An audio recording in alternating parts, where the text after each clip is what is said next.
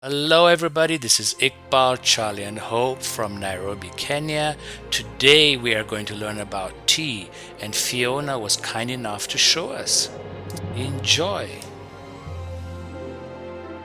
Good golly, this is so wonderful to see tea from Assam being grown in Kenya.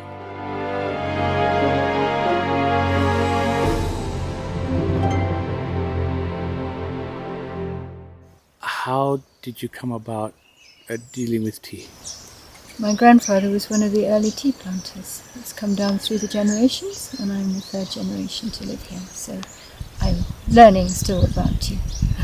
And where was tea first found?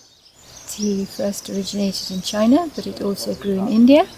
What makes Kenya tea so special? It's a very strong tea. We pick it mostly by hand, so it's selectively picked, and it's a good quality tea. It's a very bright tea, and it blends well. What we grow is the Assam variety of tea, which comes from India. Tea has been part of my life and part of this place since 1918. Why is tea such a good thing for the body? It has a lot of antioxidants and things which I'm told are good for you. Okay. Your green tea will have more antioxidants than black tea, because when you make the black tea you heat it to a very high heat and you do destroy some of those antioxidants. Is the water really important when one is brewing tea? It is, most certainly. You need boiling water. For black tea you need boiling water. It really brings out the proper flavour in the tea, and you need to let it brew for a little while. With the green tea you don't put boiling water onto it, because if you do, you're putting hot water onto it and you'll just turn it brown. I can show you here is how my grandfather made tea.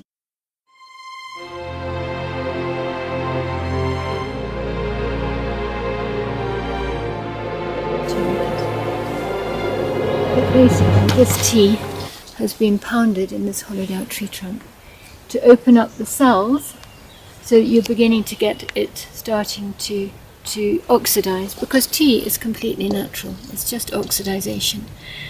This has then been passed through a coarse sieve to sieve out the stalk. So what we're looking at the moment actually is mostly stalk, but this will go through here, literally just sifting out the stalk, because the stalks don't make the best quality tea.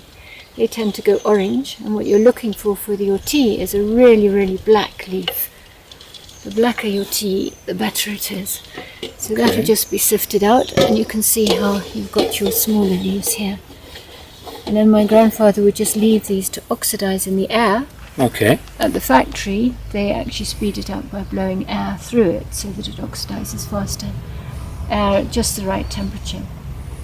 And then over there we've got the tea that is oxidizing. At the factory they will use every part of the leaf because they can chop it up finer. But this is a sort of basic way of making it. But at the factory all these stalks and things will also go into tea, producing a poorer quality tea, which is more brown than black. So to recap, this is from the leaf, you turn it in. We've pounded this here, literally breaking it up, right, so that the oxygen can start to react with the leaf. Okay. And with the cells in the leaf, really, and you can see it's beginning to go. Once it's been pounded to probably a bit smaller than this, we then pass it through the coarse sieve, which at the factory they will actually sift it when it's black. Okay. Because it's so dry, it's easier to sift it through screens, literally shaking it. Okay. So it then separates, but this is the way that they always used to do it, and how people, if they're making tea on the farm, would still do it.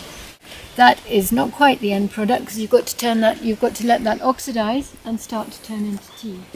But this is still brown, but underneath here it's beginning to go black, and that's just reacting with the oxygen in the air.